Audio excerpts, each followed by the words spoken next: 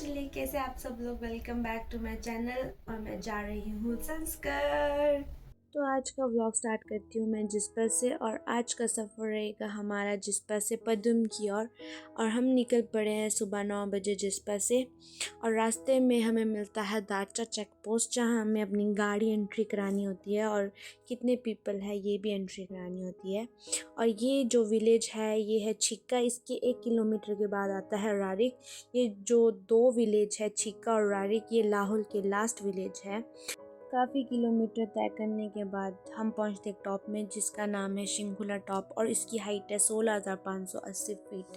और ये काफ़ी हाइट में होने के कारण यहाँ पे हाई एल्टीट्यूड की प्रॉब्लम भी रहती है। और लोग ज़्यादातर यहाँ पे थोड़ी देर 5-10 मिनट के लिए रुकते हैं। और हम भी यहाँ पे रुके और हमने थोड़ा फ़ोटो वीडियो लिया। उसके बाद हम यहाँ से निकल पड़े आगे के लिए।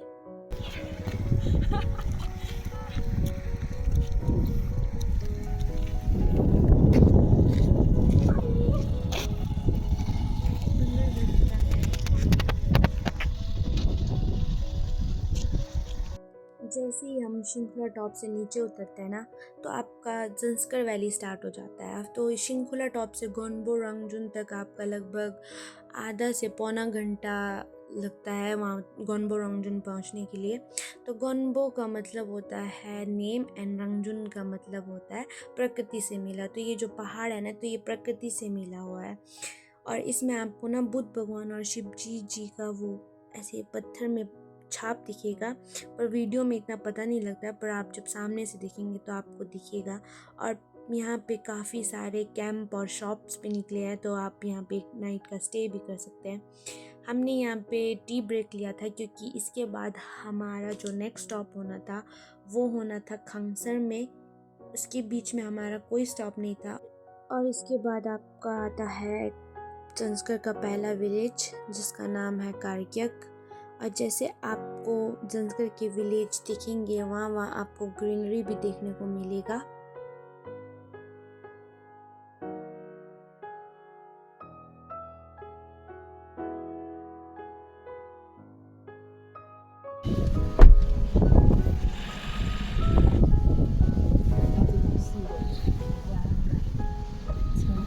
कारगिल गांव के एंड में हमें फिर से एक चेक पोस्ट मिलता है, जो है जंस्कर चेक पोस्ट। यहाँ पे हमें फिर से एंट्री करानी थी अपनी गाड़ी, कितने पीपल है। और हमारे साथ 2 फॉरेनर लेडीज़ थे, तो हमें उनके जो पासपोर्ट नंबर होता है वो एंटर कराना होता है यहाँ पे। उसी के बाद हमें आगे के लिए छोड़ा जाता है। 妈咪都真的很爱干净，你看她都把自己照顾得很干净。对啊，然后家里也好干净。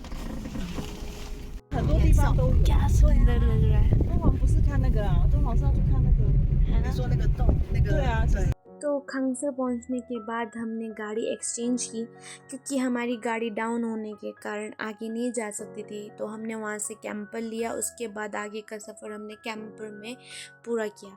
पहले ऐसा था, एक पॉइंट तक गाड़ी जाती थी, तो बाय वॉक जो फुक्तल मोनेस्ट्री के लिए ट्रैक था वो बहुत लंबा था। पर अब काफ़ी आगे तक रोड निकलने के कारण अब जो फुक्तल मोनेस्ट्री का जो ट्रैक है वो सिर्फ 1 घंटे का ही है।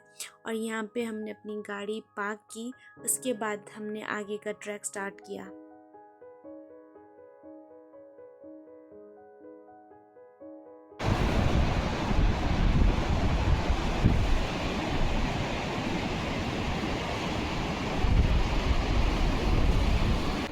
हालत टाइट हो गई। आधे रास्ते तक गाड़ी था, अब यहाँ से पैदल।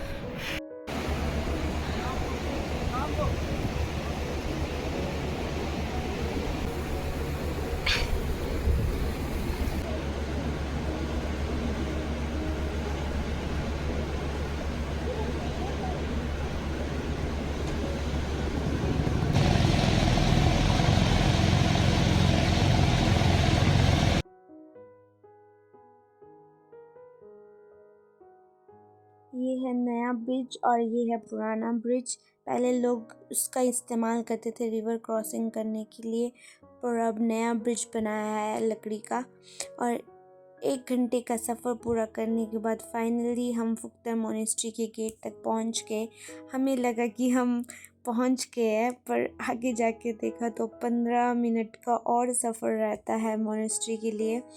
और ये चौतन है जिसमें छोटा सा गेट बना हुआ है। साथ में पहले ये स्कूल हुआ करता था, पर अब ये बोला लोगों की रहने की जगह है जो मोनेस्ट्री में काम करता है। पहले यहाँ पे 4th-5th ग्रेड तक के बच्चे पढ़ने आया करते थे। फाइनली आखिरकार जो फ़ोन में वीडियो में देखते थे वो फाइनली पहुंच गए उस जगह पे, और बहुत ज़्यादा सुंदर है। और पर ये देखिए गांव है। फुक्तल मठ एक प्राकृतिक गुफा के चारों ओर बना है।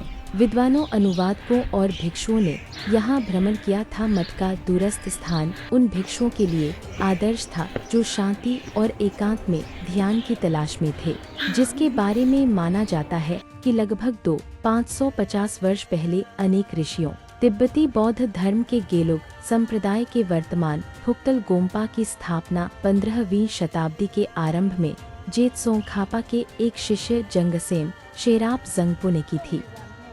सोंगखापा गेलुग के संस्थापक थे।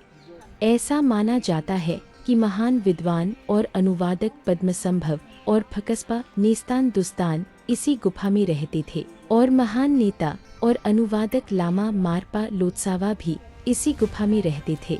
12वीं शताब्दी में तिब्बती अनुवादक ज़ांस्कर लोत्सावा फगपा शेरप भी फुक्ताल में रहते और काम करते थे। प्रख्यात विद्वान और भाई डांगसोंग, पुन और सुम, जिनके बारे में माना जाता है कि उनमें उड़ने की अलौकिक शक्ति थी, ने फुक्ताल में धर्म की शिक्षाएं दी। जब जंगसेन शेरप जंगपो फुक्ताल पहुँचे तो तीनों भाइयों ने उन्हें यह पवित्र स्थल सौंप दिया और चले गए।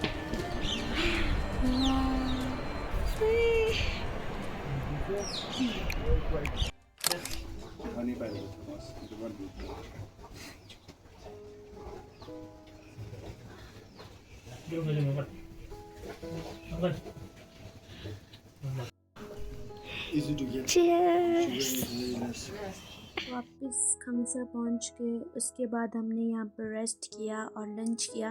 और ये खंगसर गांव में एक अकेला घर है।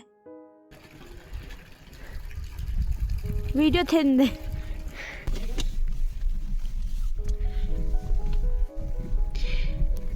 तेरा नानी घर का तो बहुत सुंदर है। क्यों?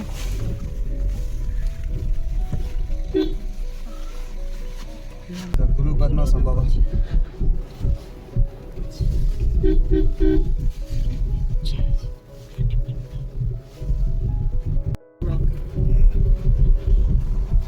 Oh yes, yeah. 这个就是藏传佛教啊。